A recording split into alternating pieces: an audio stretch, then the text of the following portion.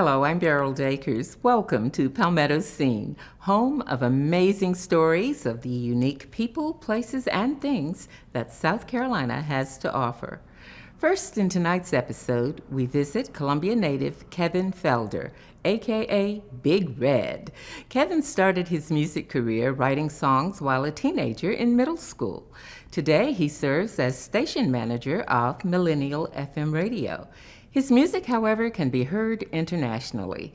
Through the ministry of Christian rap, Big Red imparts positive lyrics that address today's issues for his young audience.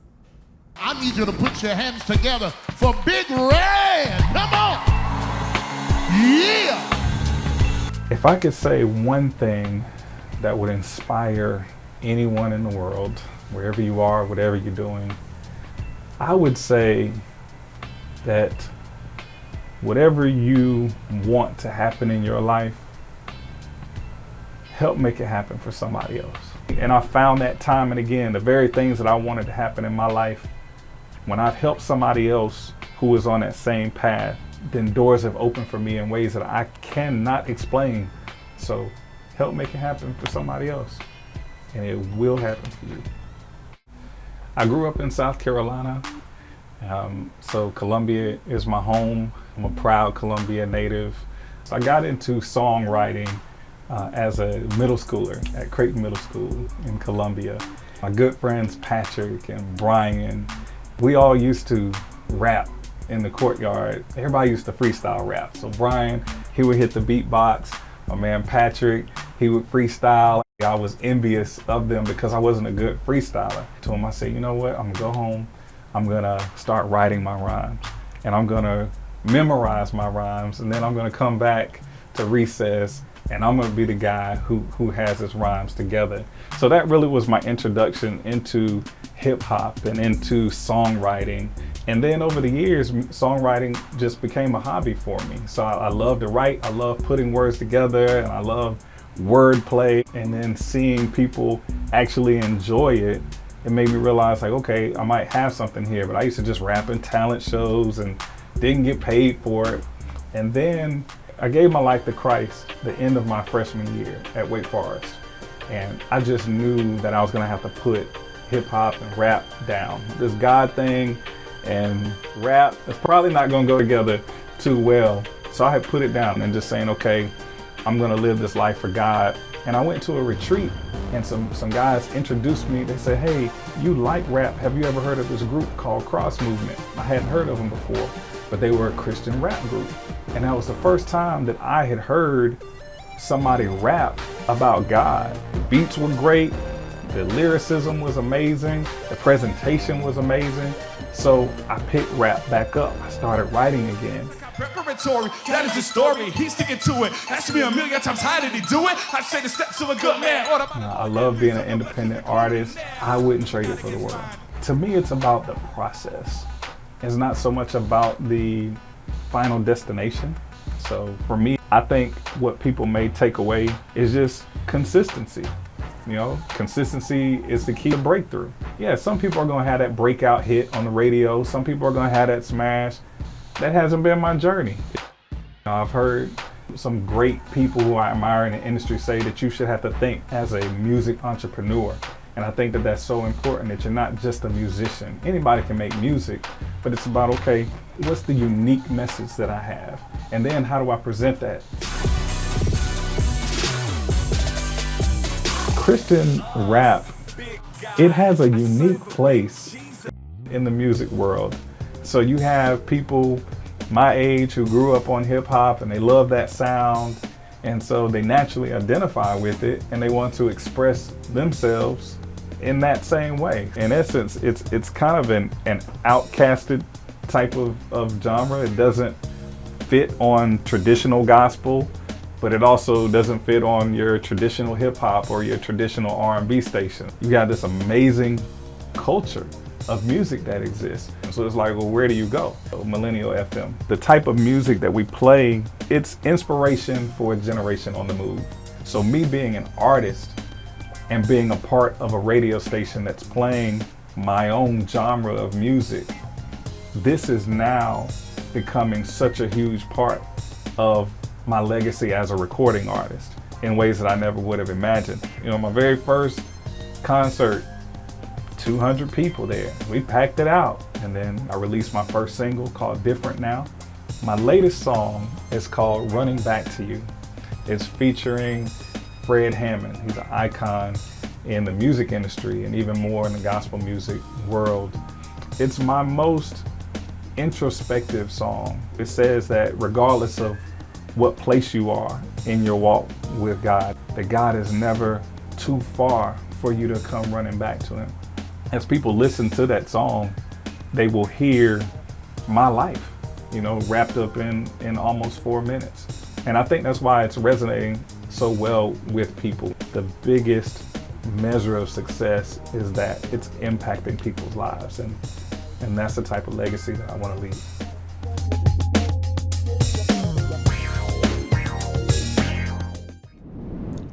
Just outside the quaint town of Cheraw lies one of South Carolina's most unique and substantial facilities.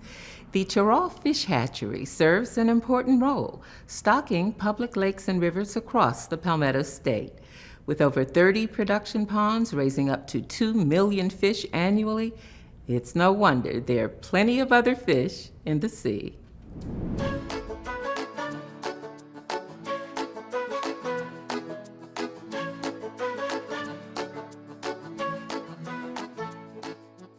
The Shrawfish Hatchery began as part of the CCC movement back in the late 30s, early 40s. That's when construction was initiated. It wasn't until the early to mid 40s before it was up and producing fish for the federal government, the U.S. Fish and Wildlife Service. Early 80s, early mid 80s, the Fish and Wildlife Service was looking to turn a lot of their fish hatcheries all throughout the country over to state agencies, get them out of the federal program.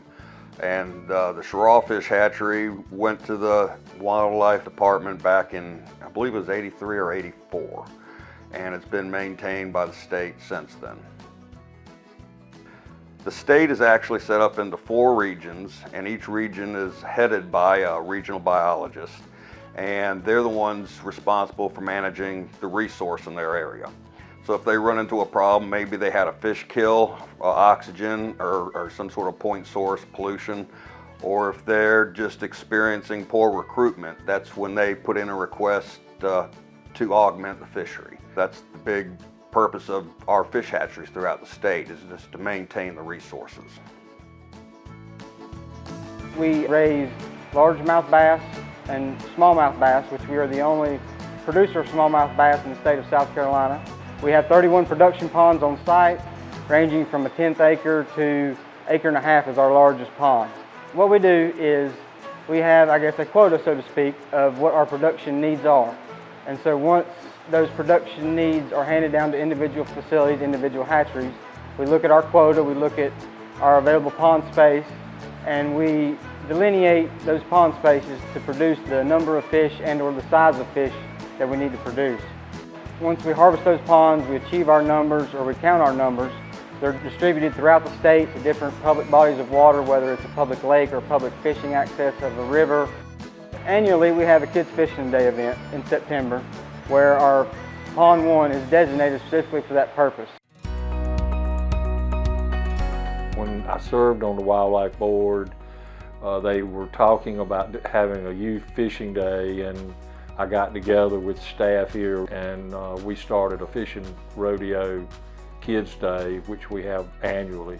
People in the county or adjoining counties statewide, they can come to the hatchery and fish for a morning session. Kids from ages 5 to 15 are welcome to come fish with an adult or guardian, and they have the opportunity to catch several different species of fish, which is supplied by the hatchery here in Sheraw.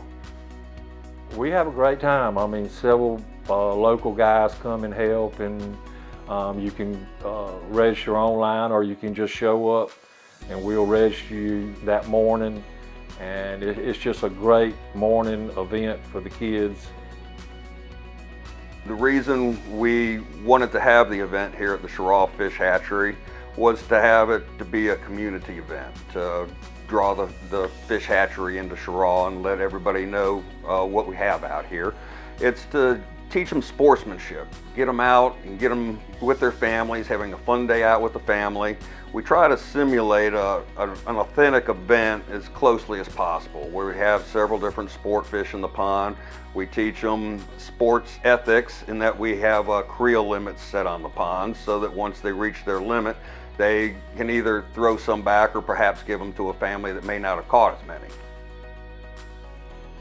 It's a very positive impact, we feel like, for especially young kids to come out and enjoy the outdoors, and they can also spend time with their parents or guardians and have a real fun morning.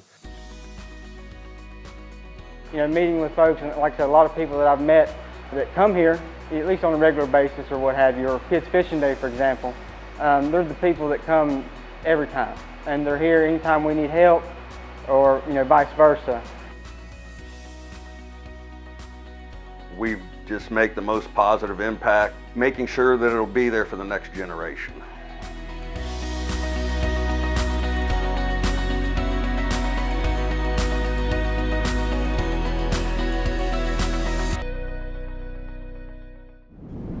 Some call them UAVs, unmanned aerial vehicles.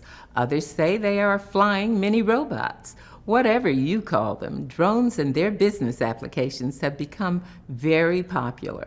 From forest management to highway maintenance to agriculture and more, the possibilities are as limitless as, well, the clear blue sky. Can I have your attention, please? Please stay where you are. We will be coming to help you. Thank you for your patience. Atención, atención.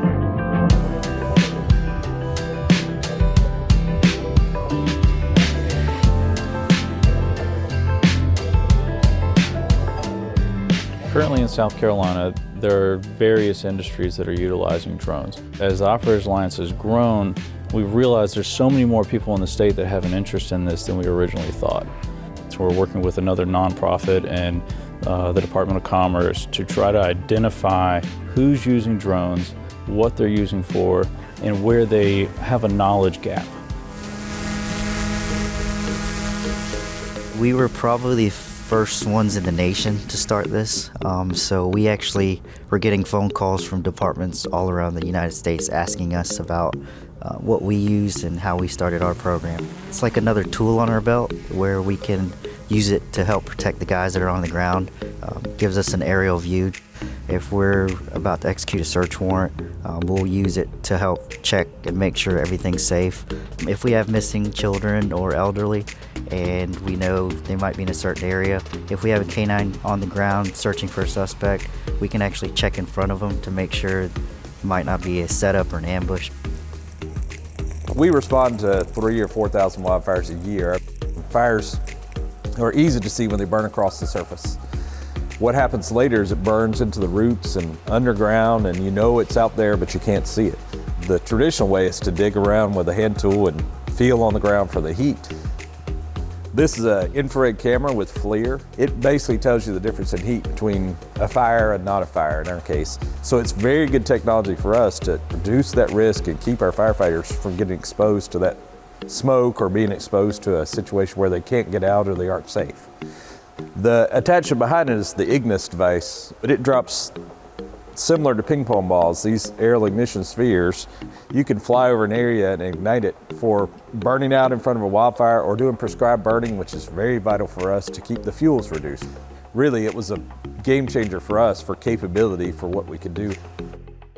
There's a lot of economic opportunity for farmers to utilize drones. Clemson University has been doing a lot of research down in Blacksville at their extension center there about using drones for crop assessment and I believe also spraying.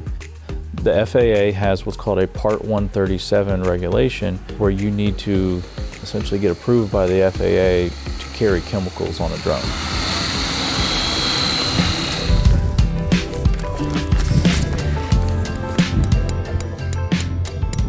I don't think a lot of people know that you can utilize drones for mapping and surveying. It's just like any tool in any toolbox. So the procedures that you use for, you can get results that are not as accurate or more accurate that you want it to. To us, the drone is a force equalizer. You know, we're a small business, there's 3 of us. Prior to drones, we'd go out and we'd have to do a lot of running around, measuring everything, making sure it's surveyed. The drone allows us to leverage that technology where a job would take 5 or 6 crews 2 or 3 days, whereas now we can come out with 2 people, fly it in a day or a couple hours and still produce the same quality result. Once we capture the data, we bring it back to our office and post-process with our software. Now it's a lot easier. The software is a lot more capable of what we used to do. When we first started, a lot of it was just for traffic movements, filling traffic movements. We're designing new arc cuts, roundabouts, things of that, and traffic needed to show the public how they're supposed to be used. Disaster relief type stuff. Anytime there was a hurricane, we were out filming that. And then coming from the engineering side, I saw a need where we're going to start being able to use this for LiDAR, doing surveys, stockpile calculations, earthwork. This will be a 2-man crew that goes out with a drone. They take their footage, and then you can use the software that's been developed out there to crunch all this data, produce a model, and that's what the engineers would use to design the roads and actually build the roads. The main benefits of this would be less time, saves money, and actually, in the long run, keeps people out of harm's way. We're moving forward to teaching a class at Clemson University for people to learn how to use drones, where I come in, to teach them how to take the data that they're collecting and apply it to engineering. Because of this class with Clemson, we now have added 5 additional pilots that DOT could use for the future. We're actually starting a crew and a team that we can call out almost on a 24-hour basis. We are training additional pilots now to have several people out in the regions and out in the field that have these in the back of their truck. We see other states like North Carolina and Georgia who are investing in the infrastructure and the education behind creating these types of jobs in these industries. It's exploding, it's really going fast, but I think there's a whole lot more that we're going to learn that these can be effective for. Once People get the idea, there's no reason why South Carolina cannot be an innovator and a leader in this industry. There's nobody out there that's doing this and has all the answers. So this is all research. This is all cutting edge. The sky's the limit. I have no idea where it's going to go. It's grown so much in the last 2 years since I've been down here. But I'll tell you this, we're moving forward with it. In tonight's segment of Women Vision 2020, we feature Cathy Hughes, the publisher of the Times and Democrat in Orangeburg, South Carolina, and Tier 3 group publisher for Lee Enterprises, a leading provider of local news, information, and advertising. Cathy's been active in many community and statewide organizations. She was honored with the Order of the Silver Crescent for significant contributions, leadership volunteerism, and lifelong influence within a region or community. Tonight's honoree, Cathy Hughes. Many times at a small daily newspaper, you get to do many jobs. And nothing, though, could have prepared us for what did happen in October that year when, on a Sunday afternoon, I actually got a call from the Society editor who said, "Cathy, the Times and Democrat's on fire." The year was 1972, and it was the same year Cathy Hughes began work at the Times and Democrat in Orangeburg, fresh out of college at a newspaper she would eventually run. My husband and I rushed to Orangeburg, and along with everybody else, we stood across the street and watched smoke coming out of the building. But we all went to work. We actually had a meeting that night, and our publisher at the time, longtime publisher, Dean Livingston, said, "Don't worry about your jobs. We need you more than ever now." And we had a paper the next morning.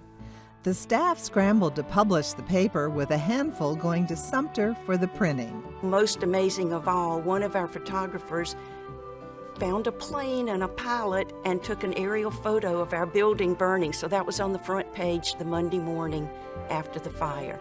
The staff located temporarily in a vacant hotel in Orangeburg for a couple of weeks, and then they worked out of another building before they were able to return.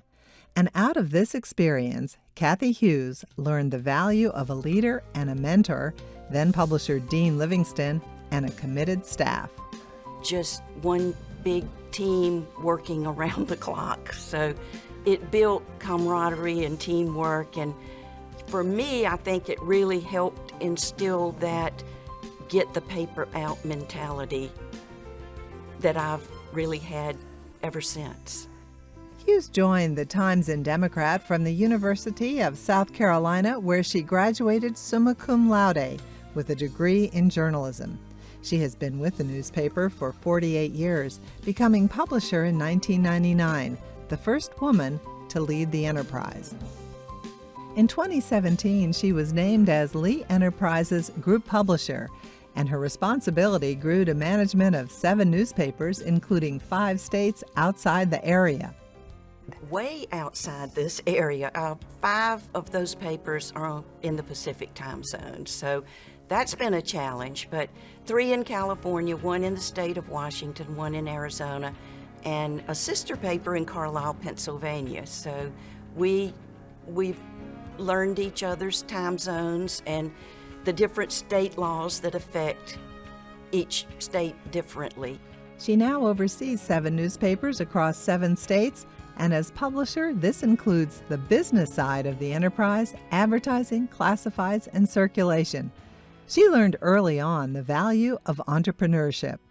In North, I grew up in a family of business people, wholesale and retail, and learned what work meant, that it was a natural thing to do. And that work ethic has informed her career and her philosophy on leadership. You have to be able to make decisions, hard decisions, and not rush into them, but make them pretty quickly. And you always hear lead by example. You've got to be willing to do what you ask somebody else to do. What would your advice be for young people today? Work hard. I think you can achieve anything. I mean, North South Carolina to Orangeburg, South Carolina to managing 7 newspapers. I think just being willing to put in the effort is the advice.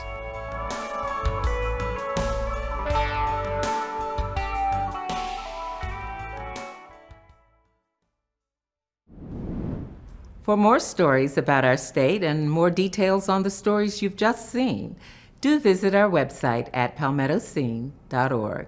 And of course, don't forget to follow us on social media, Facebook, Twitter, and Instagram, at SCETV, #PalmettoScene.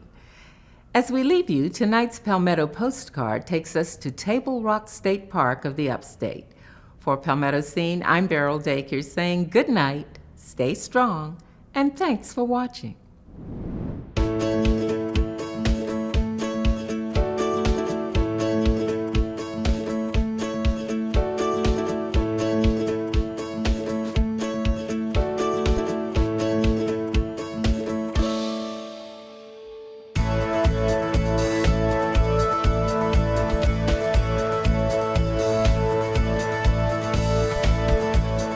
One of the most popular places for people to go here at the Table Rock is to reach the summit, and that's always, it's a goal for people to get out and say that they've been up to the top. You know, the Table Rock Mountain has a granite top, so you got views that all throughout Pickens and Greenville County that you can kind of get a great overview of the surrounding area.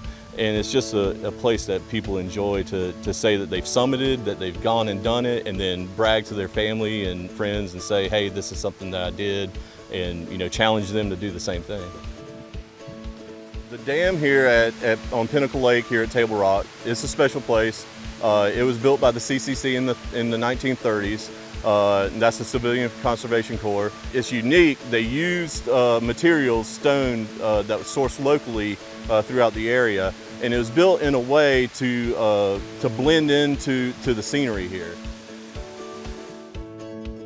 In the 30s, the CCC, they built places to blend into the environment, to enhance the park and not detract from it. I think, part of that construction was they termed the phrase parkitecture, because it was, the architecture was something that was built into the park. It was supposed to enhance it, This is, I think, is one of the best examples that we have here at the park is the Gaines Lodge, where it was built as a meeting place for people to come and enjoy, and we host the Music on the Mountain here.